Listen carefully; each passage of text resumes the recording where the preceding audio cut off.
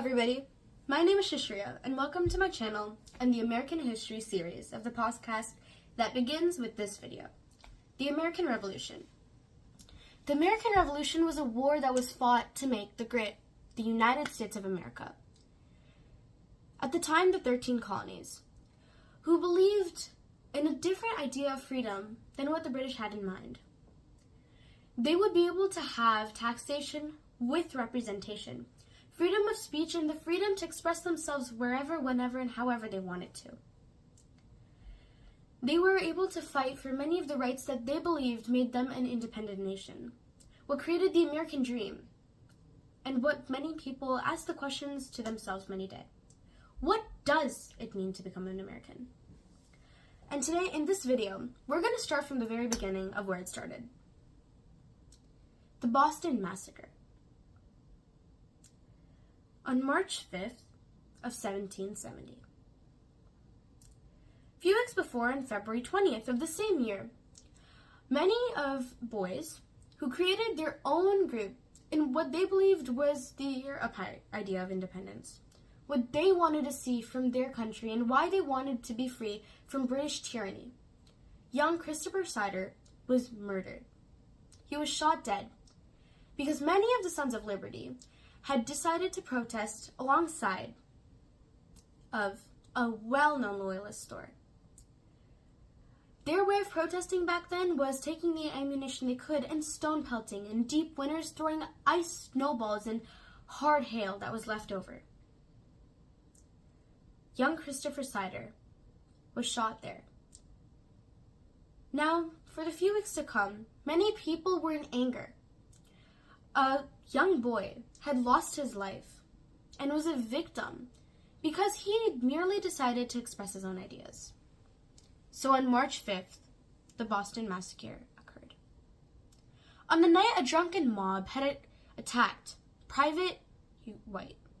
Hugh White was there, the only lone soldier protecting the king's money, the money that they had taken from taxes. Now, as we all know, one of the core reasons that the American Revolution and many massacres and protests started was because of many of the unfair taxes, which summed up into what the colonists called the intolerable acts, which were many of the things such as the Stamp Acts and the Townshend Acts. The Boston Massacre was quite interesting. At the strike of midnight, the best and deadliest bloodshed had occurred. But I want to talk to you about the aftermath, which is quite interesting, because as we all know, John Adams was one of the founding fathers who helped ratify the documents, helped create our idea, and made us the country that we are today with our ideas of independence. However, John Adams back then was actually a well-known lawyer, but he had decided to opt for the British.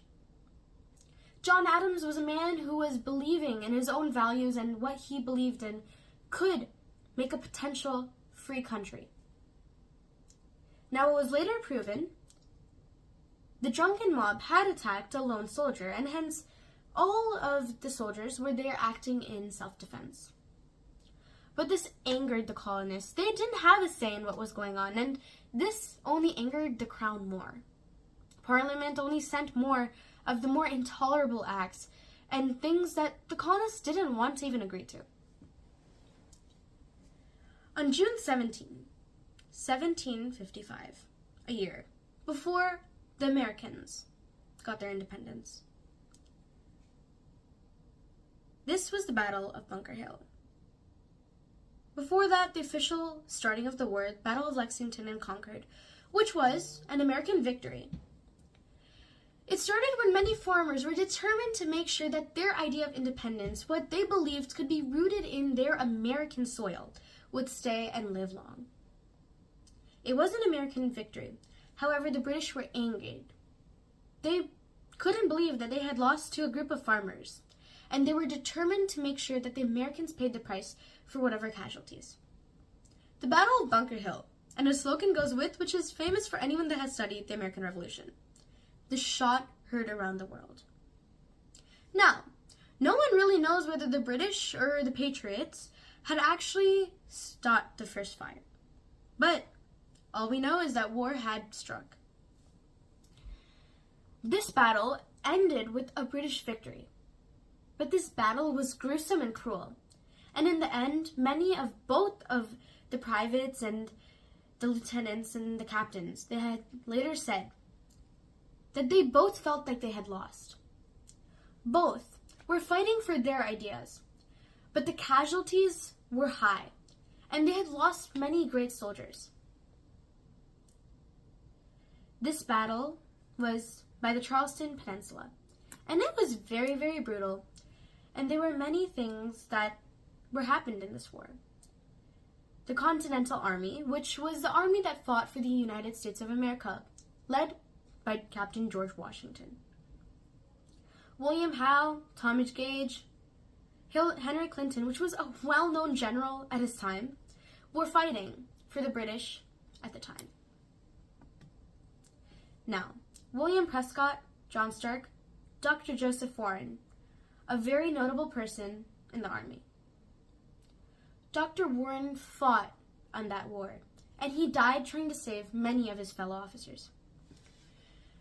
Prescott had initially tried to give him his title of making him the captain of the American Continental Army, but Prescott said no.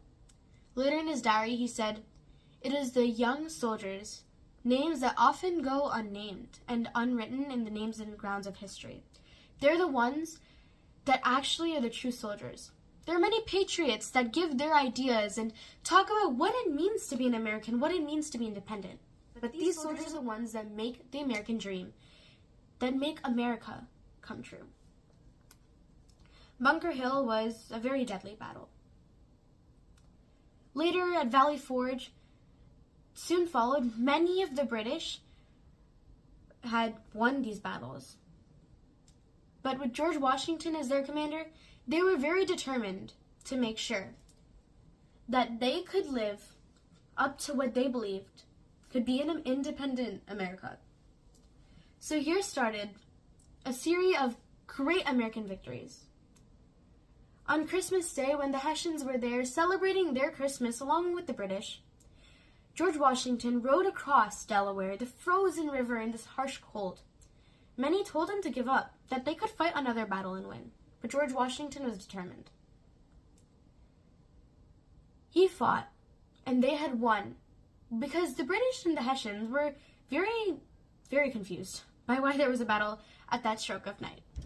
But George Washington, with his cleverness, was able to win that battle. And here started a many of series from when 1776, the year America got its independence. The Battle of Saratoga was one of the first great American victories of the American Revolution.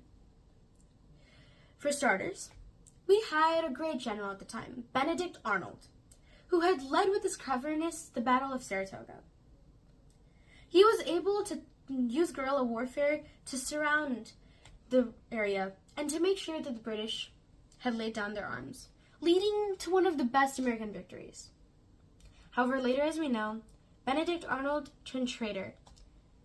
We'll talk about why he did that later, and there are many opinions that people have about Benedict Arnold, which we'll discuss later in this podcast.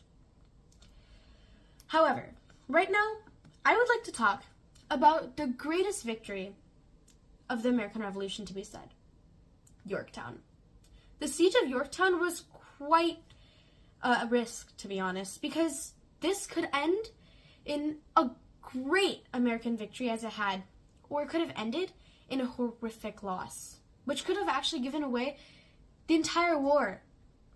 However, the Americans had won this great victory, and minor battles followed, which led to American independence.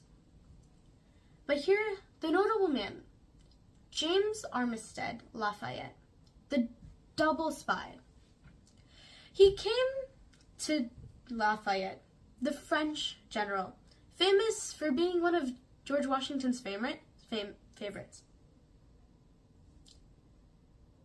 He initially came to be a spy for Lafayette, but he had to go and try to spy on the British, and spying at the time was brutal.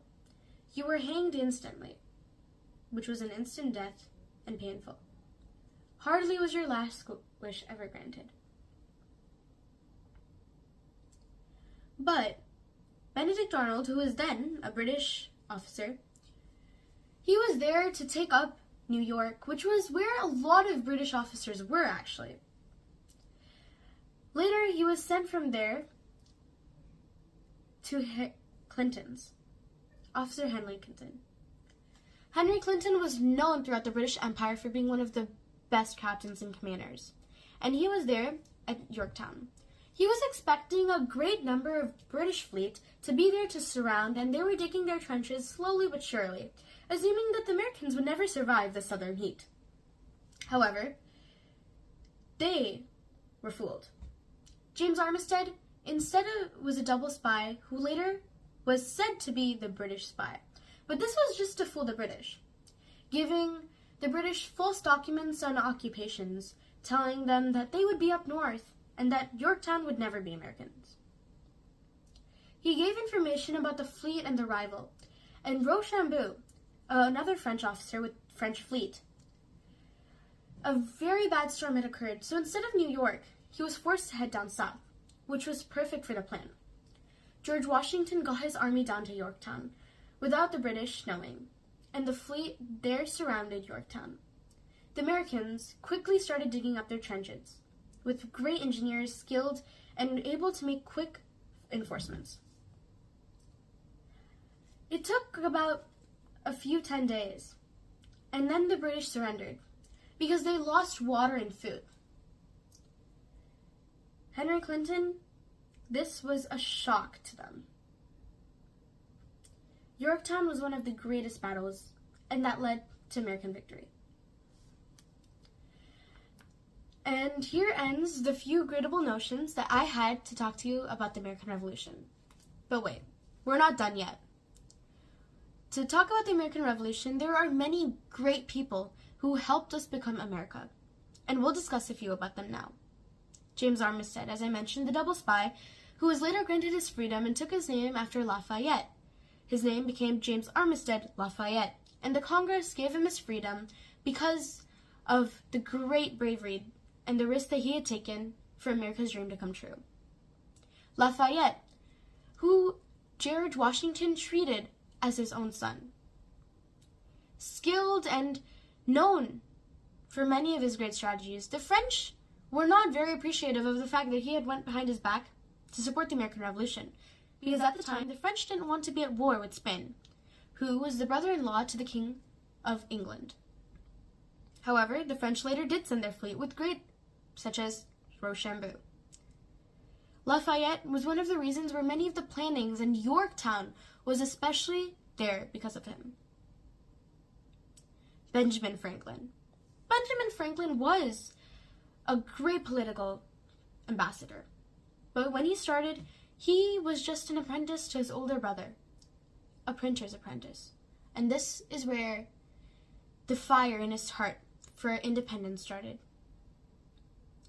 His older brother had created many articles against the British, and he was thrown in jail, leaving young Ben to take after this. Young Almanac, which was one of Benjamin's greatest notions, with really wise quotes in there, with young readers today still learning great life lessons. He was also a scientist, creating many of great notions, such as a glass music.